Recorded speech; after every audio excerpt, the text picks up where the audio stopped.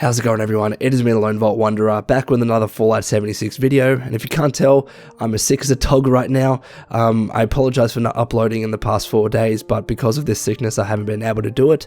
But it's been 4 days since I've uploaded, and my channel's being damaged in the process, thanks to YouTube's algorithm. So I want to try and create something now. This is much more short and sweet, but I'm working on a much better, more edited, and more informative video, which should be released in the next couple of days. That's about the Greenbrier Hotel and the deep dark secrets behind its construction and also its content. So that's going to be a much better video. I'm going to be finishing it once I feel much better, but in the meantime I want to talk about the potential main quest in Fallout 76. So today on their YouTube channel, Bethesda uploaded a Welcome to West Virginia gameplay footage. Now this footage is not new at all. We already saw it at Bethesda's E3 showcase, although it is uploaded in much better quality. As you know, live streams tend to be really bad quality, not necessarily the resolution. The resolution of that stream was 1080p, but it's more the bitrate. It's a really low bitrate. It's probably like 5,000 to 6,000. So because of that, it didn't look that great in terms of quality. So when I try and take screenshots, it just looks like crap. But the video that they uploaded today is actually in 4K quality, and also the bitrate on YouTube is much better than a live stream. So I encourage you to check that out. The link is in the description below. Because of the increased resolution and bitrate, you probably will notice some things that you didn't notice in the past footage because it was streamed and it was lower quality. So I encourage you to check that out. I couldn't see anything new or anything of note, which is why I'm not making a separate video on that. But when I was re-watching that video, I of course re-listened to what Todd Howard said about the reasons why we're exiting Vault 76 and Fallout 76. And specifically he mentions, and I'm going to mention the quote right now verbatim, "And the quest the Overseer sends you on will take you through 6 distinct regions." Now, that suggests, in fact it explicitly states, that as we leave Vault 76, we're doing so under the direction of the Overseer. The Overseer is sending us on a quest of some sort. Now I presume that this is going to be the main quest of the game, because if you look at Fallout 3 and also Fallout 4, the main quests tend to kind of reside or begin in the vaults themselves, and then they will take you out into the wasteland, whether it was the Capital Wasteland or the Commonwealth. So when it came to Fallout 3, you were stuck in Vault 101, and the reason why you left was because your dad left. When it came to Fallout 4 and Vault 111, you were stuck in that vault because you were frozen, and you saw your wife or your husband, depending on who you played, actually get killed and your son taken. So because both of those main quests began in the vaults, I'm assuming that the main quest for Fallout 76 is also the one the Overseer directs you to do, because again, it begins in Vault 76, which is very curious for a couple of reasons. First and foremost, why does the Overseer still have control or influence over our actions once we've left the vaults? I understand that the purposes of the vaults, and especially the control vaults, were to keep us protected or keep inhabitants protected for X number of years to allow us to escape, after a safe amount of time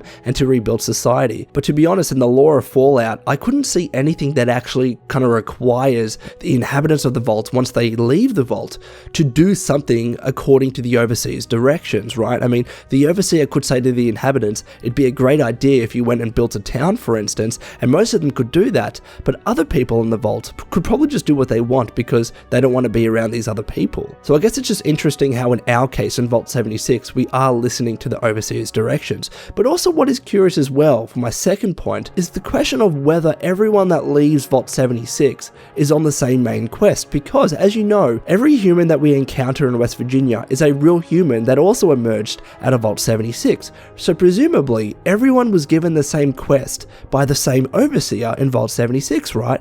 So is that why everyone's killing each other, right? Is that why some people are kind of teaming up? It'll be really interesting to see what this quest is and why some people are deciding to actually fight each other and kill each other over it, because if this was meant to be a true group quest or a group main quest that everyone in the vault was meant to be doing, then why are we all killing each other or shooting each other on the main surface? I mean, perhaps the Overseer is issuing us all the same challenge. We have to do this particular main quest, and whoever does it first maybe gets a reward? I don't know, but it's a strange dissonance that I think we need to take into account. It could just be a quirk of the fact that it's a multiplayer game, and when they want a little bit of drama, as Todd Howard says, then they're going to have people fight each other when they're playing in the same server. But I'm hoping that there is some sort of reasoning as to why people would be killing each other. The Vault 76 inhabitants would be killing each other on the main ground if they're all given the same quest, assuming that anyways, by the Vault Overseer. So now for my third point, I guess I'm going to get to my theories as to what I think this main quest is going to be. I'm going to assume that it has something to do with the Greenbrier Hotel. As mentioned just before, I'm working on a separate video into the Greenbrier, and it's required me to look really deep into its history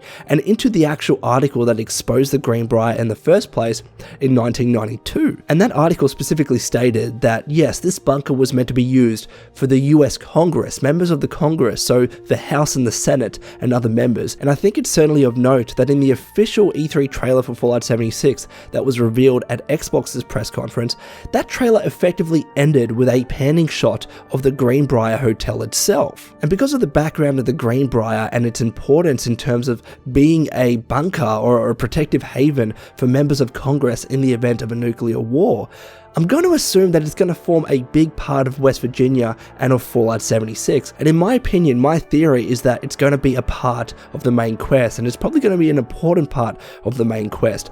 I actually think as well that unlike in our real world how in 1992 the bunker itself was exposed by the Washington Post, I think that in Fallout's lore and Fallout's version, the bunker was never actually exposed. I think it actually served its purpose, and because it wasn't exposed, the government could have done any activities that they wanted in that bunker. Maybe they were testing some FEV, because those bunkers actually had laboratories in real world West Virginia in the actual Greenbrier Hotel bunker. And again, that's part of the research that I'm doing into the hotel for the other video. But the bunker had laboratories, so why wouldn't they be doing some FEV experiments? Why wouldn't they be doing some preliminary testing into the experiments that they were going to be doing on the vault inhabitants? And more so, if the bunker itself was never exposed by the Washington Post in the lore of Fallout, in Fallout's version of US's history, then why is it the case that members of US Congress likely never made it to the bunker in the first place? Because if we're going to be able to explore this bunker, we should be able to see anyone that's in there. But if in Fallout 76 we're not going to be coming across any other humans other than those that were in Vault 76, then that means no one actually made it into that bunker. I mean, how else is that going to work if we can't encounter any other humans in the game, but presumably we can actually explore the Greenbrier? Then it must technically be empty. My thoughts here is that the bunker itself is being managed by automated robots like sentry bots and protectrons and stuff like that, because if you look back on the official E3 trailer for Fallout 76, you'll see sentry bots and other protectrons and other robots kind of walking around the outside of the Greenbrier Hotel itself. So presumably those same robots or similar styles of robots are actually in the bunker itself. They're probably the ones that are managing the bunker when US members of Congress aren't actually there. And if they never made it there, then those same robots would still be there. And maybe we encounter them as part of the main quest, and they're giving us additional quests, or they can give us more history about the Greenbrier and maybe what happened to the US government, why Congress never made it there. I think it's really, really interesting stuff. And this would be consistent with the notion that most of the quests and the dialogue that we're having in Fallout 76 is going to be with other robots. So my theory is that a lot of these robots are actually in the Greenbrier bunker. And also, as my last point, I'm babbling here, but it would actually be consistent with the real world history of the Greenbrier Hotel, because the US government actually contracted a fake company to manage the hotel bunker and to maintain it to ensure it was ready at all times, so that if a nuclear war actually occurred, US members of Congress were able to evacuate there instantly and be prepared. So maybe instead of this fake company, it was actually the robots that maintained the bunker and ensured that it was well stocked and it was all ready for US members of Congress to come into it once a nuclear war occurred. It's really interesting stuff. I would love to get your thoughts about this in the comments below, everyone. What do you think? And until next time, this has been the Lone Vault Wanderer. Please take care of yourself, and would you kindly keep fighting the good fight.